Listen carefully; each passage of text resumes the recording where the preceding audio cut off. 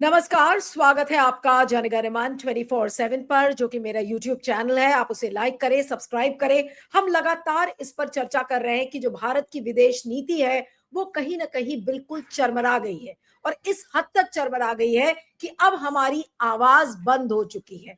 हम विश्व के पटल पर कहीं बोलने लायक नहीं बचे, चाहे वो पैलेस्टाइन का मुद्दा हो, चाहे फिर वेनेजुएला का मुद्दा हो। फिर ऐसे में क्या होता है, जो अलग अलग इंटरनेशनल फोरम्स हैं, भारत कभी उसका हिस्सा, हमेशा से हर इंटरनेशनल फोरम का भारत हिस्सा रहा है, लेकिन अब उन इंटरनेशनल फोरम्स में भी भारत की आवाज बिल्कुल दबा दी गई है। जैसे कि मिसाल के तौर पर पैक्स सिलिका, ये एक यूएस का इनिशिएटिव है, अमेरिका का इनिशिएटिव है, जिसको पिछले महीने डोनाल्ड ट्रंप ने शुरू किया, और जिसमें कौन कौन सी कंट्रीज थी ये बड़ा इंपॉर्टेंट है। ये 12 दिसंबर को इसमें एक मीटिंग हुई थी उन सारे देशों की, जिसमें कि पैक्स सिलिका एक इंटरनेशनल फोरम बनाया गया ताकि चाइना को हम काउंटर कर सके अमेरिका।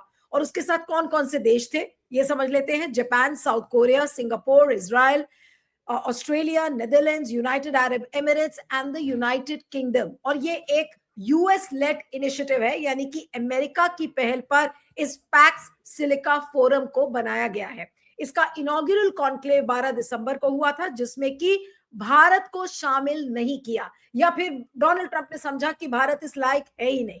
लेकिन क्या हुआ अचानक से, अभी जो नए नए यूएस एम्बेसडर भारत में जो आए हैं, सर्जियो गोर, उन्होंने इसके पहले कि वो फॉर्मली अपनी पोजीशन को लेते, उन्होंने पहले ही अनाउंसमेंट कर दिया, जो कि प्रोटोकॉल के खिलाफ है, कि भारत को हम एक मेंबर बनाएंगे अगले महीने पैक्स सिलिका का।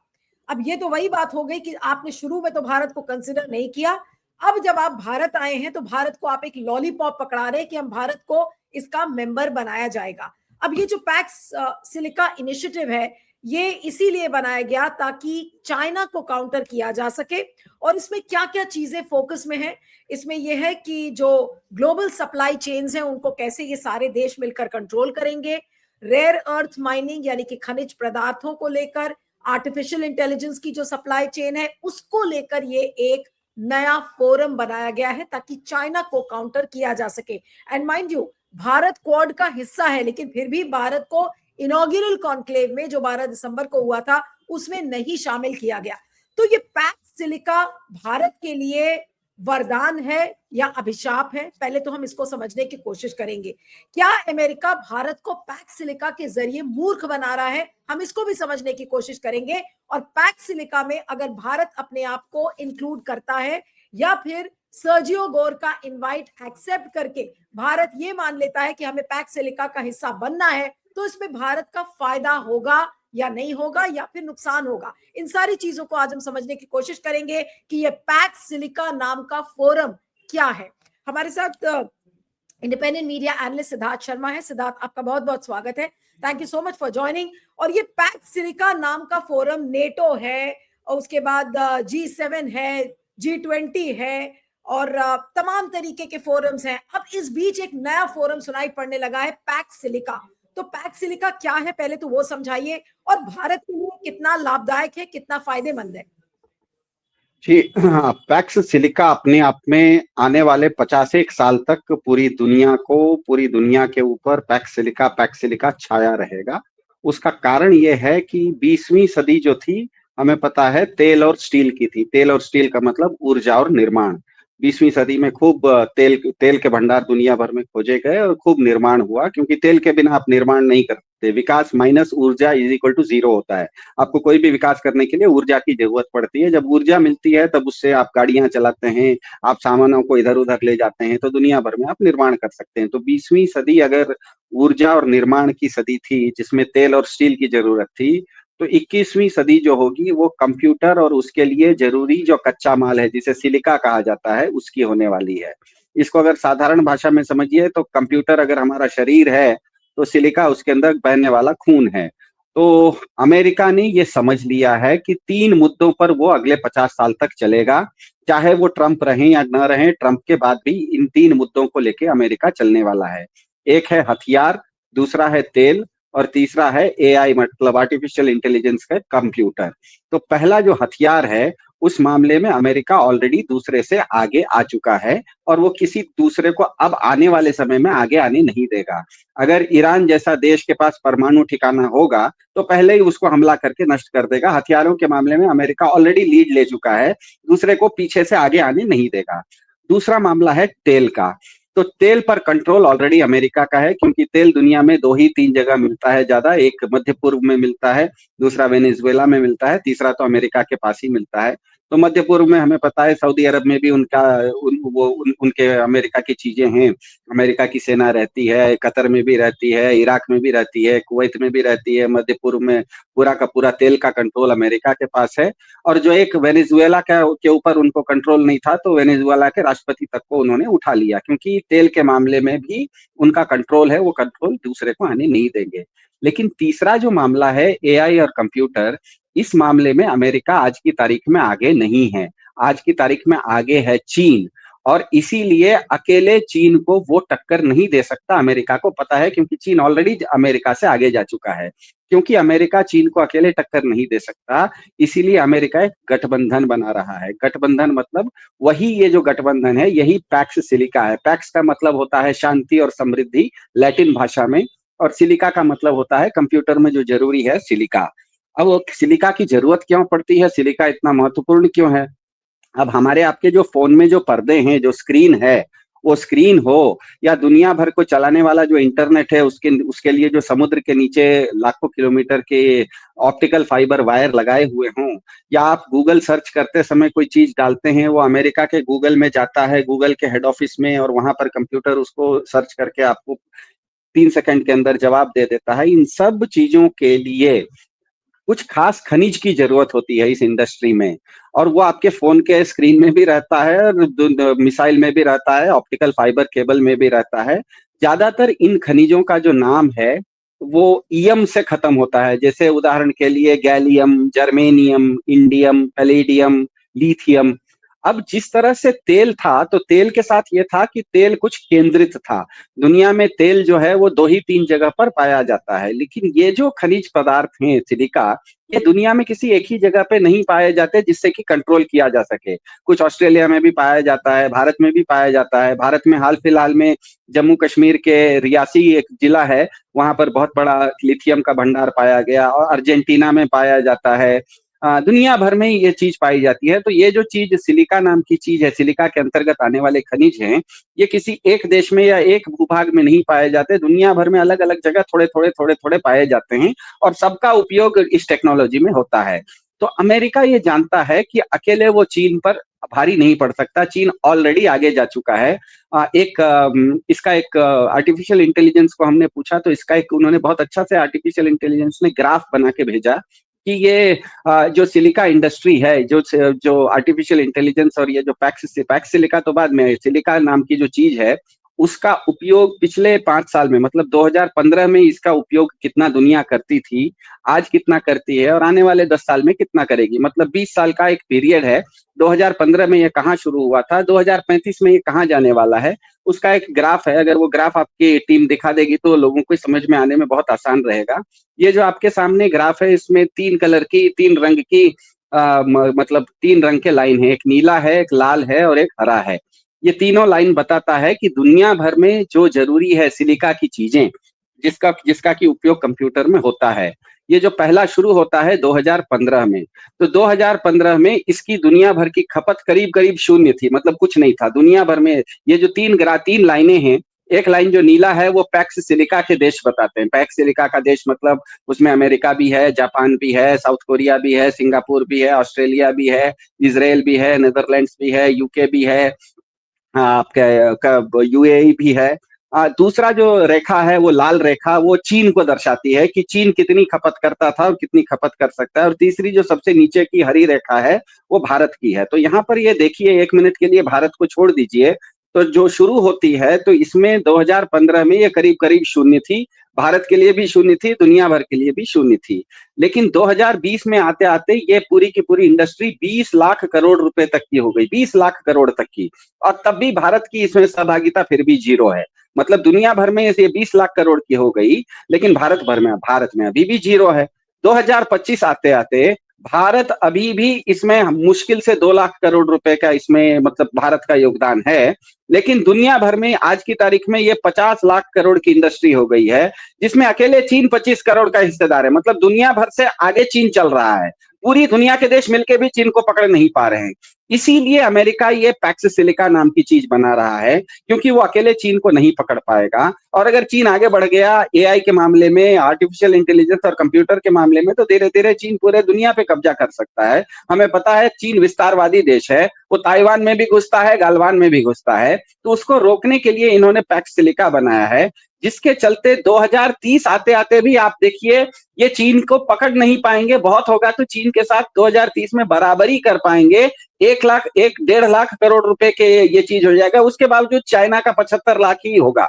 तो इस चीज में भारत की स्थिति ये सब मामले में ऐसी है कि पैक्स सिलिका में आप अगर नहीं जुड़ रहे हैं, ये जो 2025 तक की रेखा है, इसमें अभी तक भारत नहीं जुड़ा है। तो भारत नहीं जुड़ा है तब तो भारत इस रेस से ऑलरेडी बाहर हो चुका है। आने वाले समय में अगर आप पैक्स सिलिका में जुड़ भी जाते हैं, तब भी आप इस रेस में अकेले आगे नहीं आ सकते, लेकिन कुछ आपकी बढ़त हो सकती है।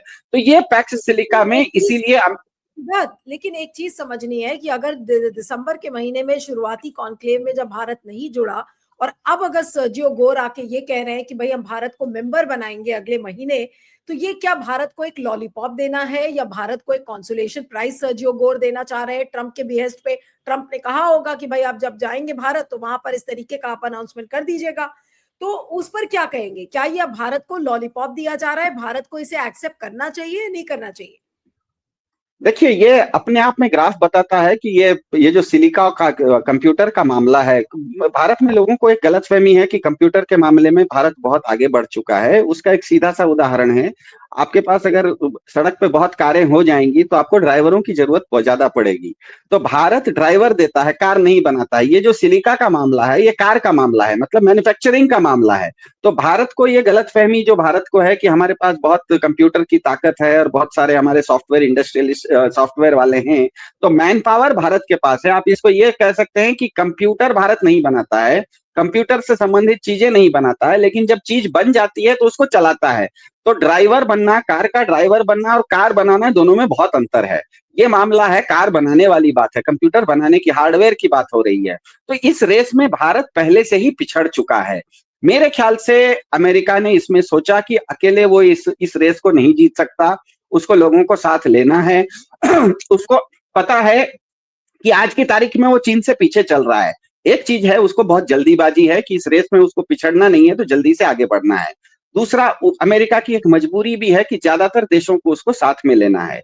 तीसरा, जल्दीबाजी इतनी है कि वो इस मामले में सरकारों को, दुनिया भर की किसी भी सरकार को वो अप्रासंगिक मानता है। वो चाहता है कि ये रेस ऐसी है, इसमें वहां की जनता का मुझे साथ मिलना चाहिए। इसीलिए जब अमेरिका के राजदूत भारत में आते हैं, भारत में आने के बाद कोई भी राजदूत किसी देश का दूसरे देश में आता है तो सबसे पहले वो राष्ट्रपति को जाके अपना सर्टिफिकेट देता है, उसके बाद प्रधानमंत्री से मिलता है, उसके बाद वो अपना इस देश में कामकाज शुरू करता है। लेकिन अमेरिका के राजदूत सर्जियो गोर, हालांकि अगस्त में उनकी नियुक्ति होती है, लेकिन 5 महीने तक, जनवरी तक वो भारत आते नहीं हैं। और जिस दिन वो भारत में उतरते हैं, भारत के राष्ट्रपति और प्रधानमंत्री से बाद में मिलते हैं, अपने राजदूतावास में जाके सीधे सार्वजनिक रूप से एक घोषणा कर देते हैं कि अमेरिका का जो पैक्स सिलिका है, इसमें अगले महीने हम भारत को सदस्य के रूप में लेने वाले हैं। अब इसका मतलब यह है कि वो अमेरिका कहीं ना कहीं भारत सरकार को इस पूरे मामले में अप्रासंगिक मान रहा है, क्योंकि ये इतना बड़ा लॉन्ग टर्म उनका गोल है कि उनको पता है कि सरकारें बदलती भी रही तो कोई फर्क नहीं पड़ता, हमें भारत की जनता का इसमें साथ चाहिए। इसीलिए सर्जियो गोर आते हैं और भारत सरकार से, क्योंकि दो देशों के बीच में जब संधि होती है, जब ये पैक्स सिलिका एक तरह की संधि है, जिस तरह से नेटो एक संधि है, G7 एक संधि है, G20 एक संधि है, पैक्स सिलिका भी एक संधि है। तो कोई भी संधि दो देशों के बीच में होती है तो सरकारें उस पर हस्ताक्षर करती हैं। यहाँ पर सरकार को इन्होंने पूछा ही नहीं, सरकार के सामने प्रस्ताव रखा ही नहीं, जनता को सीधे इत्तला दे दी। इसका मतलब ट्रंप साहब नहीं, यहाँ पर फिर ट्रंप साहब नहीं कहूंगा, पूरा का पूरा अमेरिकन एडमिनिस्ट्रेशन का यह मानना है कि इस रेस में चीन इतनी तेजी से आगे बढ़ रहा है कि उनके पास अब समय नहीं है और ये रेस इतना लंबा चलने वाला है कि किसी सरकारों के अब भरोसे नहीं रह सकते। 5 साल के बाद किसी देश में सरकार बदल जाएगी, सरकार बदल भी जाएगी तो ये पॉलिसी नहीं बदलनी है, इसीलिए सीधे उस देश की जनता को ही आप शामिल कर लीजिए। इसीलिए वो भारत सरकार के साथ इस चीज का प्रस्ताव रखने से पहले सार्वजनिक घोषणा, 2 घोषणा करते हैं। एक घोषणा ये करते हैं कि पैक्स सिलिका में हम भारत को लेंगे, और दूसरा ये भी बोल देते हैं बहुत आश्चर्यजनक ढंग से कि आने वाले महीनों और सालों में मैं, मतलब अमेरिका का राजदूत, भारत की जनता के साथ सीधा संवाद करेगा। कोई भी राजदूत किसी जनता के साथ सीधा संवाद नहीं करता। राजदूत का काम होता है उस देश की सरकार के साथ बात करना। राजदूत का काम सिद्धार्थ में प्रोटोकॉल देख रही थी कि जो भी राजदूत आता है देश का, वो पहले देश के राष्ट्रपति से मिलता है और द्रौपदी मुर्मू से कायदे से मिलकर, और तब उनको ये सारे अनाउंसमेंट करने चाहिए थे या बातचीत कर लेते। ये भी नहीं ठीक समझा, तो ये कितनी बड़ी बेइज्जती है अपने आप में।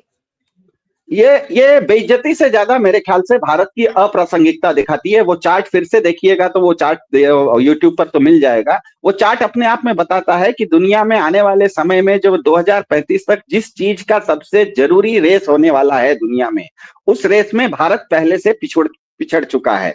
सिर्फ भारत नहीं पिछड़ा है, अमेरिका भी पिछड़ गया है। सिर्फ अमेरिका नहीं, सारे पश्चिमी देश पिछड़ गए हैं। सिर्फ अकेला चाइना आगे बढ़ रहा है। तो ये सारे पश्चिमी देशों ने अमेरिका के साथ साथ, चाहे वो जापान हो, चाहे ऑस्ट्रेलिया हो, चाहे साउथ कोरिया हो, चाहे सिंगापुर हो, चाहे नेदरलैंड्स हो, चाहे ग्रेट ब्रिटेन हो, सब लोगों ने समझ लिया कि ये रेस तभी हम जीत पाएंगे जब जल्दी से साथ होंगे और जल्दी से दौड़ना शुरू करेंगे।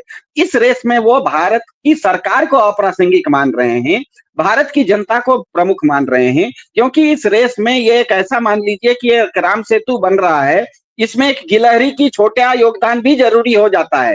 भारत मेरे ख्याल से पैक्स सिलिका के लिए हालांकि अप्रासंगिक है, लेकिन फिर भी क्योंकि अमेरिका पे पिछड़ा हुआ है, अमेरिका को हर, मतलब क्या कहते हैं, मतलब आपको छोटा से छोटा मदद भी चाहिए होता है, डूबते को तिनका का सहारा चाहिए होता है। तो अमेरिका को क्योंकि ये भारत का सहारा चाहिए, हालांकि भारत बहुत बड़ा योगदान नहीं देने वाला है, फिर भी भारत का उसको योगदान चाहिए। और ये जानता है कि ये जो रेस है ये 2035 से आगे तक चलने वाली है।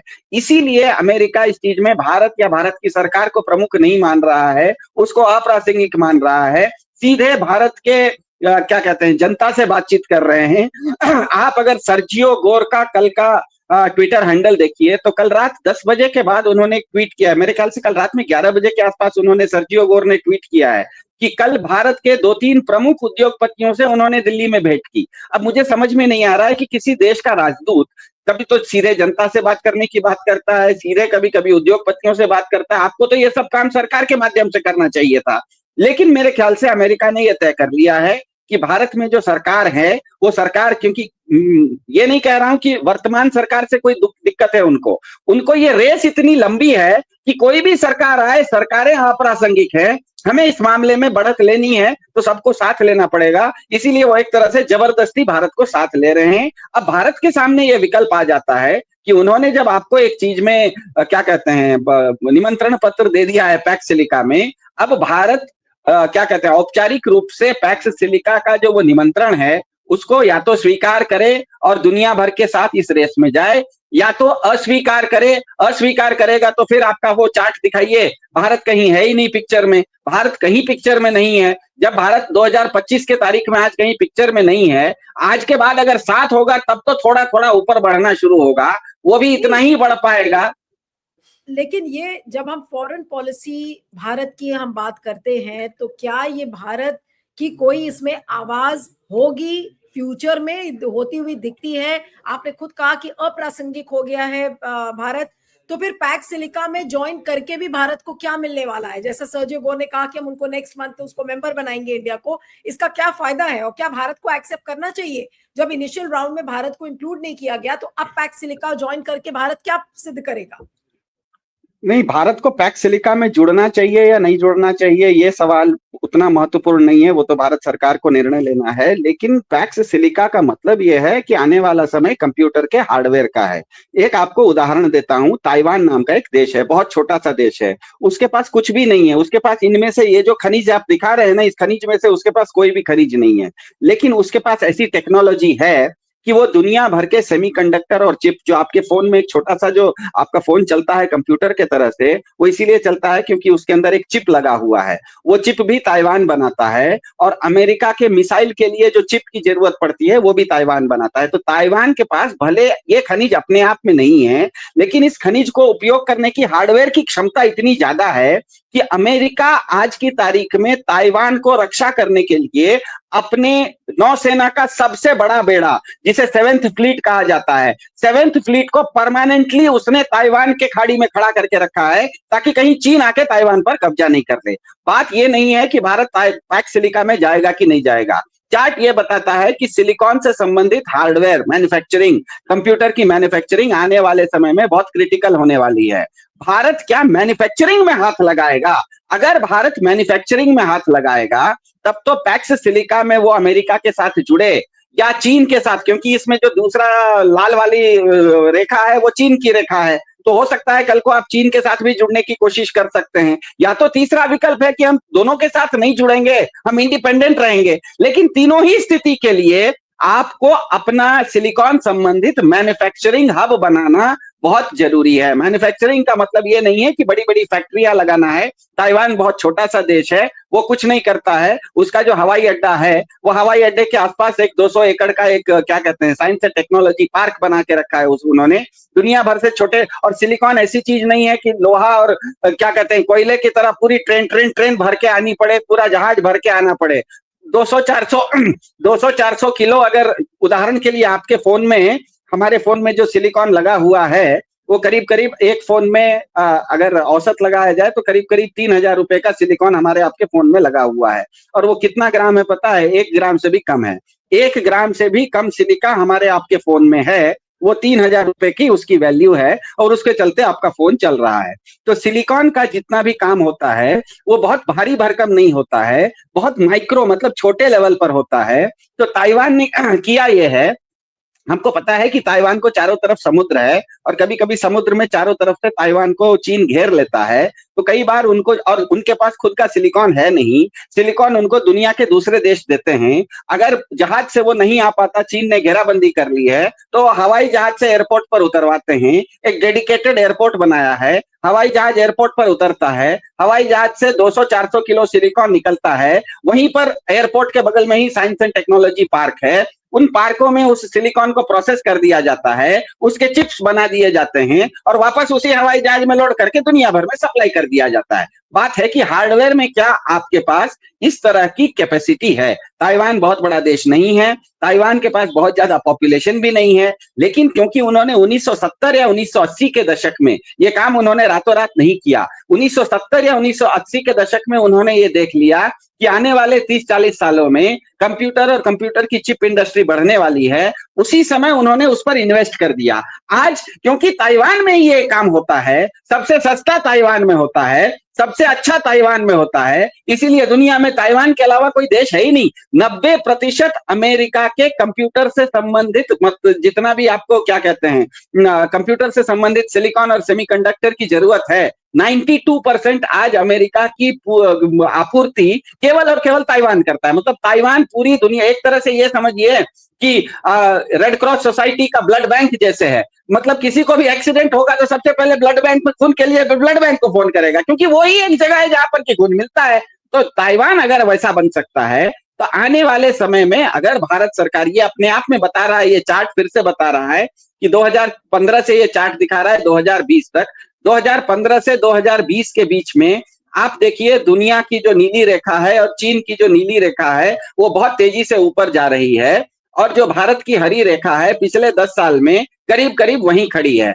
इसका मतलब यह है कि पिछले 10 साल में भाजपा सरकार ने इन चीजों के ऊपर निवेश किया ही नहीं है। दुनिया जिस चीज में आगे बढ़ रही है, आप उस चीज में निवेश नहीं कर रहे हैं। आने वाले समय भी ये भी आप निवेश नहीं करेंगे तो यहीं खड़े रहेंगे।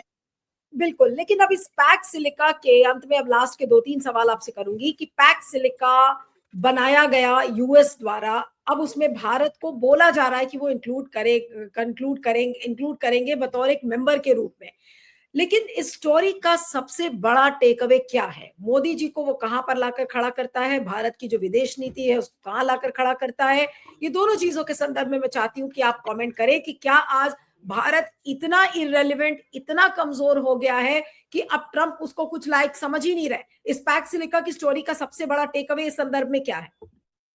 पैक्स सिलिका का टेक अवे यह है कि पिछले 10 साल में दुनिया ने समझ लिया है कि आने वाले 100 साल दुनिया किस दिशा में जाने वाली है, और वो दिशा यहाँ पर दिख रही है आपको। दुनिया और चीन दोनों जानता है कि ये दुनिया किस दिशा में जा रही है, और उस दिशा में उन्होंने पिछले 10 साल में काम किया है। इसीलिए नीली और लाल रेखा ऊपर जाते हुए दिख रही है। पिछले 10 साल में भारत की सरकार ने इस दिशा में कोई काम नहीं किया, इसीलिए आपको हरी रेखा दिख रही है कि वहीं की वहीं जो पलट सीधी चल रही थी वो सीधी ही चल रही है। मेरे ख्याल से भारत के सामने अब बहुत बड़ा एक विकल्प है, बहुत बड़ी एक चुनौती है कि अगर दुनिया इसी तरह से आगे जाती रही तो दुनिया के सामने आप टोटली इररिलेवेंट हो जाएंगे। बात ये नहीं है कि ट्रंप साहब ने आपको इररिलेवेंट किया।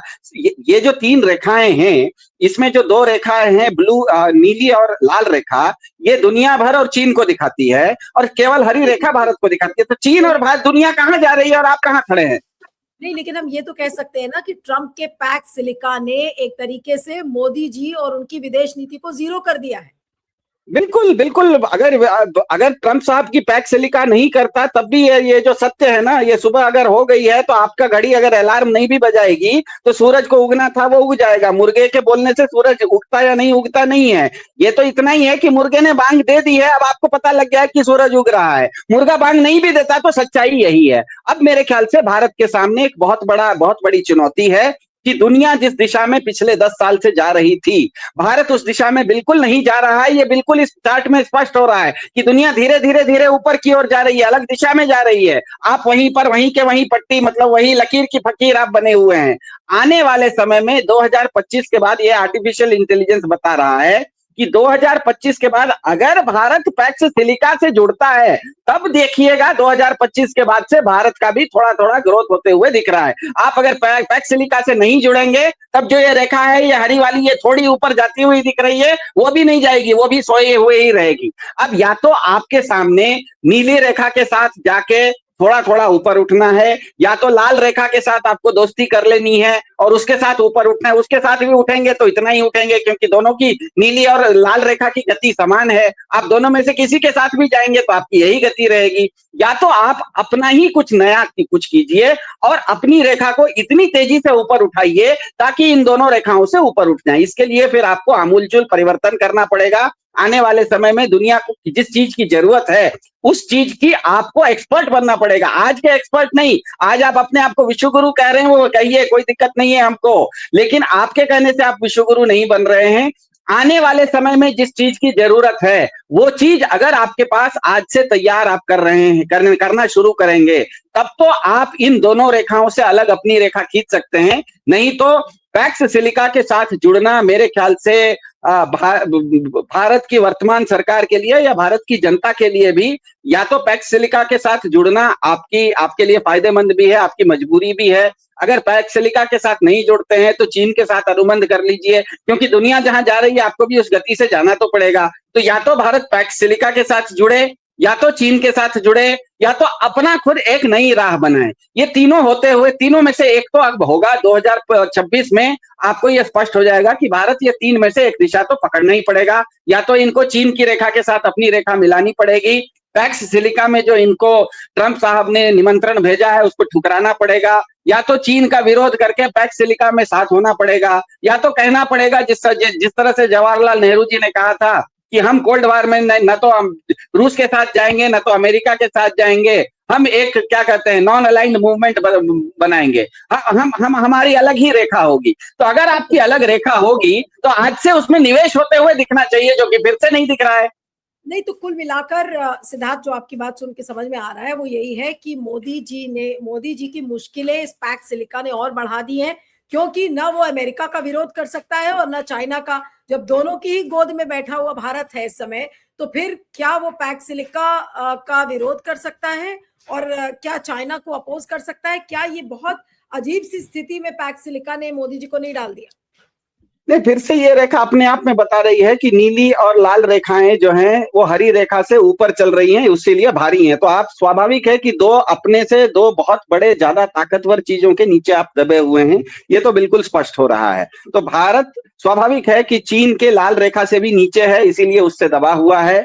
दुनिया भर का जो अमेरिका से सिर्फ अच्छा, पैक्स सिलिका सिर्फ अमेरिका नहीं है, ध्यान में रखिएगा। पैक्स सिलिका का मतलब उसमें जापान भी है, साउथ कोरिया भी है, मतलब विकसित देशों का, एक तरह से आप कह सकते हैं कि दुनिया भर के विकसित लोकतांत्रिक देशों का ये एक गठबंधन है। तो दुनिया के जो बाकी अमेरिका समेत विकसित लोकतांत्रिक देश हैं, वो भी आपसे ऊपर चल रहे हैं, उनका भी भार आपके ऊपर है। मतलब आप दोनों तरफ से, आपके ऊपर एक तरह से ऊंट के ऊपर काफी, एक तिनका नहीं, ऊंट के ऊपर काफी तिनके हैं और काफी भारी है। अब यहाँ से अगर ऊंट को उठना है तो ऊंट को अपनी ताकत या तो लगानी पड़ेगी, या तो किसी एक दूसरे तिनके के साथ दोस्ती करनी पड़ेगी। अब या तो वो नीली रेखा के साथ दोस्ती करके अपने आप को थोड़ा ऊपर बढ़ाए, जैसा कि ये नक्शा दिखा रहा है। इस नक्शे में 2025 के बाद का जो भाग है, जिसमें कि भारत का हरी रेखा थोड़ी ऊपर जाते हुए दिख रही है, वो इसीलिए दिख रही है क्योंकि इसके बाद आप ये मतलब ये चार्ट मान रहा है कि भारत पैक्स सिलिका का सदस्य बन जाएगा तो थोड़ा सा लाभ होगा। हो सकता है आप नीली रेखा के बदले लाल रेखा के साथ दोस्ती कीजिए, तो नीली और लाल रेखा है क्योंकि साथ चल रही हैं, इसीलिए लाल रेखा के साथ भी दोस्ती करेंगे तो इतना ही बढ़ेंगे, और दोनों के साथ दोस्ती नहीं करेंगे तो जिस तरह से अभी 2025 तक आप बिल्कुल सीधे लकीर के फकीर बने हुए हैं, उसी तरह से जाता रहेगा। या तो चौथा विकल्प यह है कि भारत ताइवान की तरह कुछ आज ही से कुछ ऐसी चीजों में निवेश करे जो कि 50 साल बाद इस दुनिया को जिस चीज की जरूरत है, 50 साल के बाद दुनिया जहां पहुंचने वाली है, वहां पर आप दूरदृष्टि से आज ही पहुंच जाइए, और दुनिया जहां पहुंचने वाली है पहले ही वहां पहुंचकर आप उनकी स्वागत की तैयारी कीजिए, तब शायद आप अपनी रेखा बदल सकते हैं। नहीं तो मुझे अब लग रहा है कि पैक्स सिलिका, क्योंकि ट्रंप साहब के आने के बाद अब दुनिया भर में जितने भी इससे पुराने क्या कहते हैं मल्टीलैटरल संधियां थी, ये जो दुनिया भर के जो संस्थाएं थी, वो पूरी तरह से ट्रंप साहब ने उसको छोड़ दिया है। वो न तो संयुक्त राष्ट्र संघ को मानते हैं, न तो G20 को मानते हैं, न तो G7 को मानते हैं, न ही क्लाइमेट को मानते हैं, न वो नेटो को मानते हैं, लेकिन उन्होंने एक चीज वो मानते हैं और वो है पैक्स सिलिका, क्योंकि ये उनकी बनाई हुई चीज है। तो ये पैक्स सिलिका एक ऐसी चीज है जो कि आने वाले समय में ट्रंप साहब के समय में तो पैक्स सिलिका बहुत महत्वपूर्ण होगी, लेकिन इतनी दूरदृष्टि की ये चीज है कि ट्रंप साहब नहीं भी रहेंगे तो पैक्स सिलिका रहेगा। अब भारत के सामने विकल्प यह है कि ट्रंप साहब ने भारत की सरकारों को, इस सरकार को नहीं, भारत की ये सरकार और आने वाली सभी सरकारों को अप्रासंगिक मान लिया है। पैक्स सिलिका में वो भारत की जनता के साथ सीधे संवाद कर रहे हैं। अब भारत की सरकार को सोचना है कि उनका जो निमंत्रण है उसको वो स्वीकार करें और पैक्स सिलिका में जुड़ के अपना थोड़ा सा विकास कर ले, या तो कहे कि नहीं आपने तो विश्व गुरु हम हैं, आप हमको कैसे बुला सकते हैं, तो हम अपनी रेखा नहीं खींचना शुरू करें। कुछ भी कर सकता है भारत, लेकिन अब मेरे ख्याल से आज की तारीख में भारत काफी सभी तरफ से काफी दबाव आ गया है भारत के ऊपर। चीन का भी दबाव है, बाकी दुनिया का भी। अभी तक तो दबाव केवल ट्रंप साहब का था, आने वाले समय में बाकी दुनिया का भी दबाव दिख रहा है। ये चार्ट बता रहा है कि आने वाले समय में भारत के ऊपर चीन और बाकी दुनिया सबका दबाव आने वाला है। चलिए, आपका बहुत बहुत शुक्रिया Siddharth, thank you so much for joining. Thank you.